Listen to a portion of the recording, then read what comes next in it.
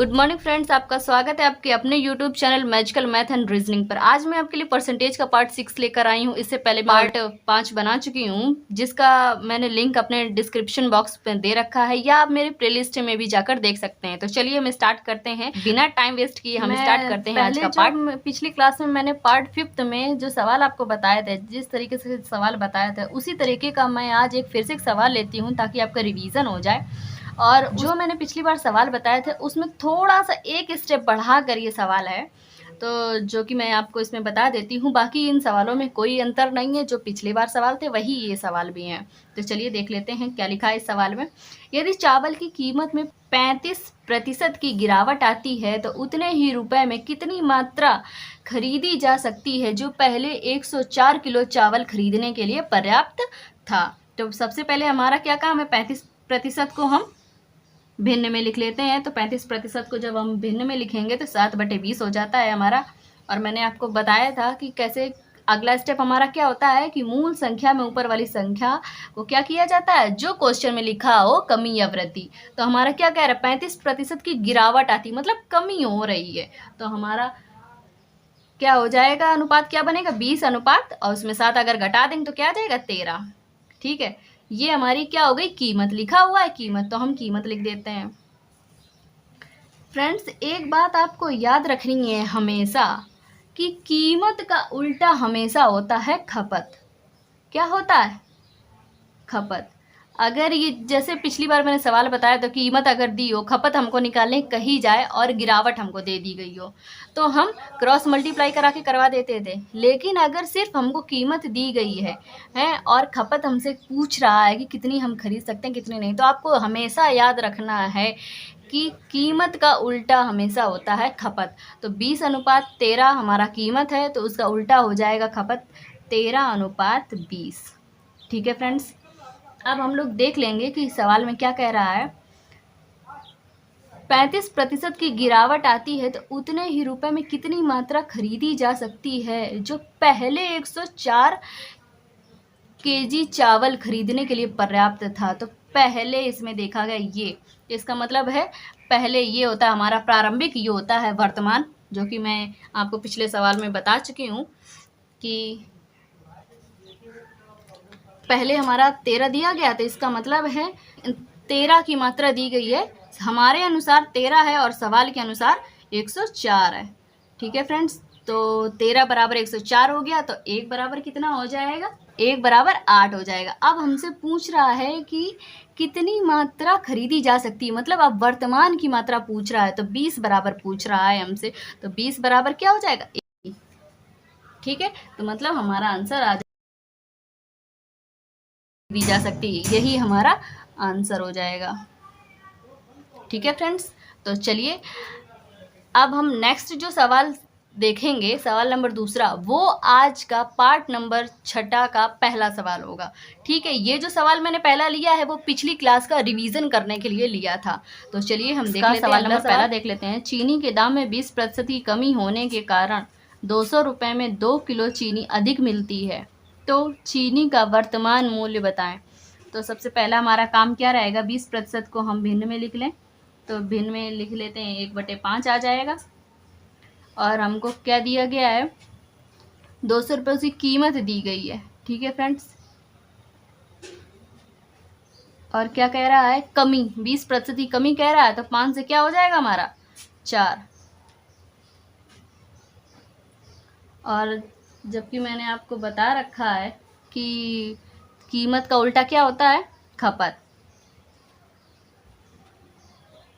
तो क्या हो जाएगा हमारा, 4 से 5 हो जाएगा। ठीक है फ्रेंड्स, अब हम लोग देख लेते हैं कि वो कह रहा है कमी होने के कारण 200 रुपये में 2 किलो चीनी अधिक मिलती है। कम या ज़्यादा के लिए मैंने आपको बता रखा है पहले भी कि हमेशा कम या ज़्यादा जब कहे तो हमेशा अंतर लेते हैं। तो हमारा अंतर कितने का है, 1 का, और सवाल के अनुसार 2 का, यानी कि 1 बराबर हमारा आएगा 2, और तो 5 बराबर कितना आ जाएगा, 10, और 4 बराबर 8। ये हमारा क्या आ गया, किलो आ गया। कि मतलब 1 रुपये में हमारा 2 किलो मिल रहा है तो 5 रुपये में हमें 10 किलो मिलेगा और 4 रुपये में हमें 8 किलो मिल जाएगा। तो इसके नीचे मैं लिख देती हूँ 5 में 10 kg और 4 में 8 kg। ठीक है फ्रेंड्स, तो इसको मैं बॉक्स के में बंद कर देती हूँ ताकि वो दिखाई दे अलग से।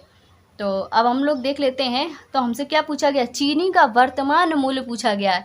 अब आपको मैं बता चुकी हूँ कि हमेशा वर्तमान मूल्य कौन सा होता है, ये वाला, और प्रारंभिक हमेशा पहले वाला होता है।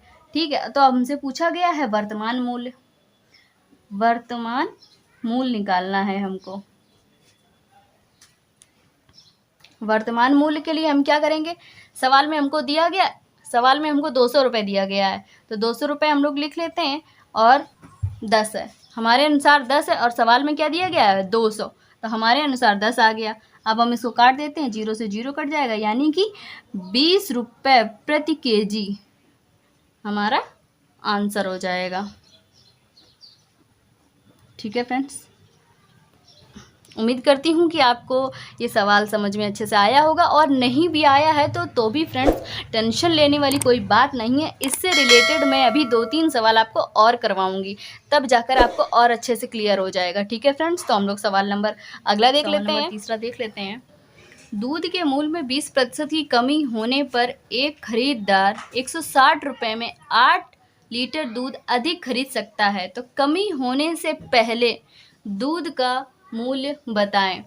तो सबसे पहले हमारा काम क्या है कि 20% को देखना, 20% को हम जब भिन्न में लिखेंगे तो 1/5 हो जाएगा हमारा, और कमी कह रहा है तो हम लोग क्या करेंगे, ऊपर वाले को घटा देंगे। तो हमारी कीमत क्या आ जाएगी, कीमत हमारी हो जाएगी 5 से 4, और खपत हमारी क्या हो जाएगी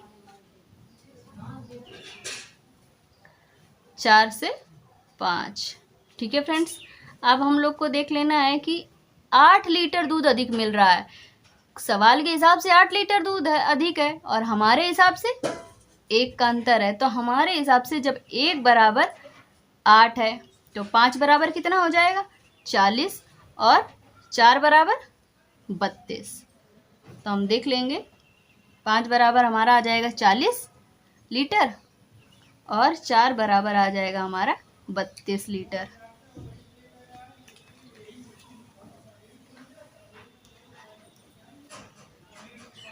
अब सवाल में क्या कह रहा है, कमी होने से पहले दूध का मूल्य बताया है। अगर पहले की बात कर रहा है यानी कि प्रारंभिक मात्रा की बात कर रहा है, तो प्रारंभिक देख लेते हैं, प्रारंभिक मूल्य बताना है हमको। तो प्रारंभिक मूल्य कैसे निकालेंगे, सवाल में हमको क्या दिया गया है 160 रुपये, और प्रारंभिक हमारा ये होगा पीछे वाला, तो उसके अनुसार हमको कितना दिया गया है 32। तो अब हम लोग 32 लिख लेंगे। 32 को जब हम लोग काट देंगे, 32 एकम 32, 32 पंचे 160, यानी कि 5 रुपये प्रति लीटर हमारा आंसर आ जाएगा। ठीक है फ्रेंड्स, तो इसी प्रकार सवाल नंबर हम चौथा देख लेते हैं। चावल की कीमत में 25% की कमी होने पर ग्राहक को 480 रुपये में 2 किलो चावल अधिक मिलते हैं, तो कमी होने के बाद चावल का मूल्य बताएं।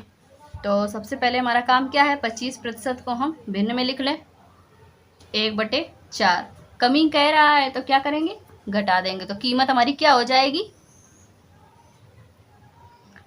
4 से 3, और खपत हमारा कीमत का उल्टा होता है तो 3 से 4 हो गया। 2 किलो चावल अधिक मिलते हैं, सवाल के हिसाब से 2 किलो और हमारे हिसाब से 1, तो 1 बराबर 2, तो 4 बराबर 8 और 3 बराबर 6, तो 4 बराबर 8 kg और 3 बराबर 6 kg। तो इसके आगे हम देख लेते हैं हमको निकालना क्या है।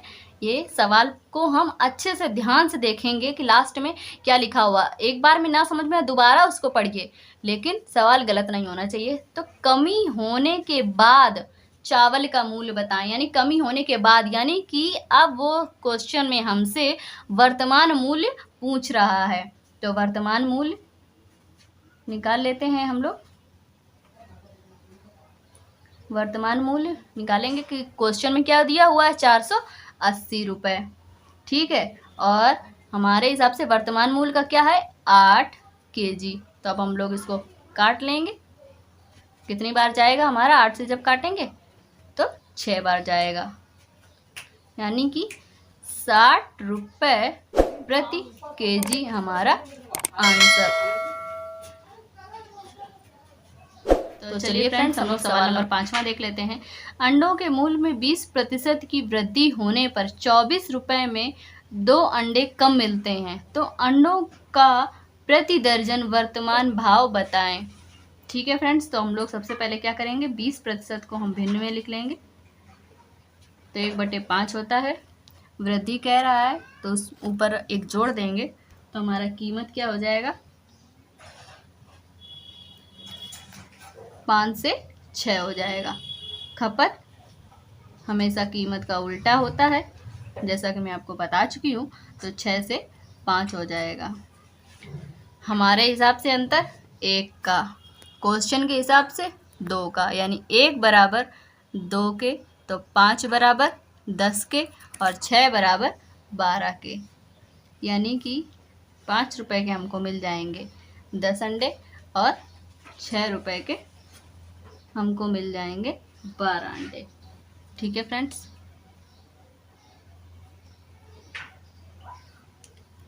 अब हम लोग देख लेते हैं वर्तमान हमसे भाव पूछ रहा है।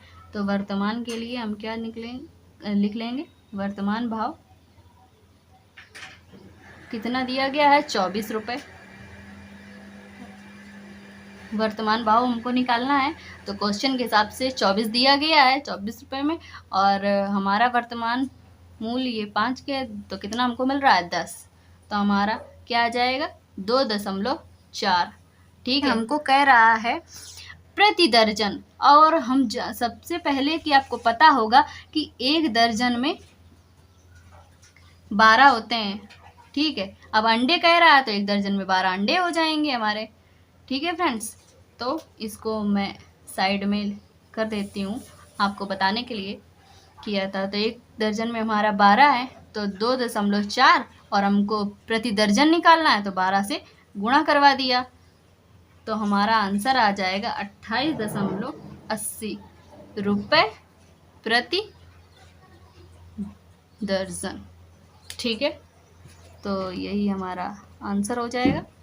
तो चलिए फ्रेंड्स, हम लोग सवाल नंबर 6 देख लेते हैं। सिनेमा के टिकट के मूल्य में 14 सही 2/7% की कमी होने पर टिकटों की संख्या में 20% की वृद्धि हो जाती है, तो बताइए इनके राजस्व पर क्या प्रभाव पड़ेगा। तो सबसे पहले हमारा काम क्या है, 14 सही 2/7% को हम भिन्न में लिख लें। तो 14 सही 2/7% को हम भिन्न में लिखेंगे तो हमारा ये आ जाएगा 1/7, और 20% को अगर हम लिखेंगे तो हमारा आ जाएगा 1/5। ठीक है फ्रेंड्स, अगर वृद्धि कह रहा है तो हम इसमें जोड़ देंगे, और कमी कह रहा है तो इसमें हम घटा देंगे। तो सबसे पहले हम लोग लिख लेंगे टिकट का मूल्य। टिकट के मूल्य में 14 सही 2/7% की कमी हो रही, तो 7 से हमारा क्या हो जाएगा, 6, और टिकटों की संख्या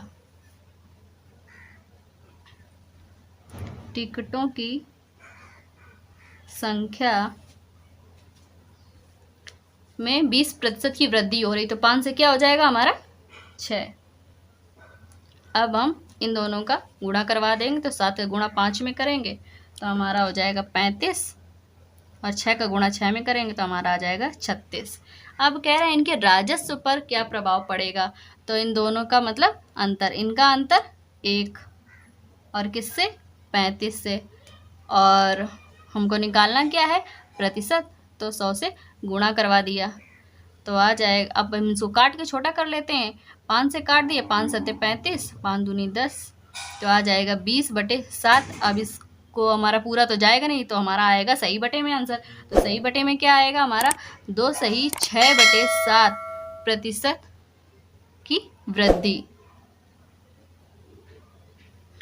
उनके राजस्व पर क्या प्रभाव पड़ा है? 2 सही 6/7% की वृद्धि हुई है। यही हमारा आंसर हो जाएगा। तो चलिए, किसी प्रदर्शनी में टिकट के मूल्य में 1% की कमी कर दी गई। सीटों की संख्या बढ़ाए जाने के कारण 83 सही 1/3% की वृद्धि हो गई। यदि वर्तमान में सीटों की संख्या 350 है तो प्रारंभ में सीटों की संख्या 1% की कमी कह रहा है, तो हमारा क्या आ जाएगा? 1/100 होता है, कमी कह रहा है तो 100 से 99 हो जाएगा। तो क्या है? टिकट का ये मूल्य है, टिकट का मूल्य। तो 100 से 99 हो गया। हाँ, तो फ्रेंड्स, सीटों की संख्या हमसे पूछी गई है और हमको दिया क्या गया है? कुल आय। आय में हमको क्या दिया गया है? 83 सही 1/3% की वृद्धि हो रही। तो 83 सही 1/3% को हम क्या लिख सकते हैं? 5/6। और अगर वृद्धि हो रही है तो हमारा क्या हो जाएगा? 6 से 11। अब फ्रेंड्स, मैं आपको बता देती हूँ कि इससे पहले मैंने आपको बताया हुआ था कि जब भी इस तरीके के सवाल आते हैं तो या तो हम टिकट का मूल्य और सीटों की संख्या का आपस में गुणा करवा दें तो हमारी कुल आय पता चल जाएगी, या अगर हमको सीटों की संख्या निकालनी है तो टिकट के मूल्य में हम कुल आय का भाग दे दें तो हमको सीटों की संख्या पता चल जाएगी। लेकिन इसमें थोड़ा सा टाइम आपको बचाने के लिए मैंने आपको बताया हुआ था कि इनका क्रॉस मल्टीप्लाई करवा देते हैं, तो जिससे आपको थोड़ा करने में आसानी और सुविधा रहेगी। तो हम लोग इनको निकालना क्या है? सीटों की संख्या।